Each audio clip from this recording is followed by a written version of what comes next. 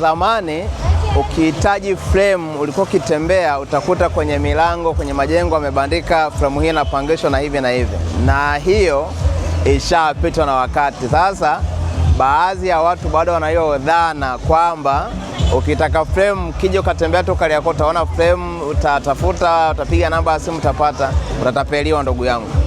Na hususan wa mikoani bado na hiyo dhana, wanaamini Kariakoo huo mfumo bado upo.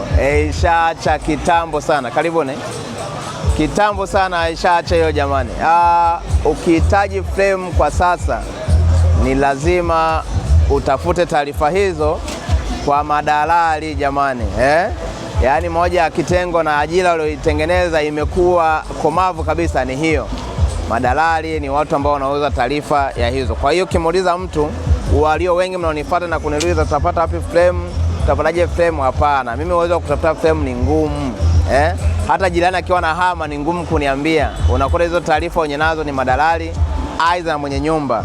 Kwa hiyo sasa wewe in case unahitaji frame, kigoli na vitu vingine, nyumba kupanga, kununua, msala ambao naweza nikakupatia, niulize tu dalali gani ambao naweza kanifaa kwa ajili ya kupata kigoli na frame na vitu vingine.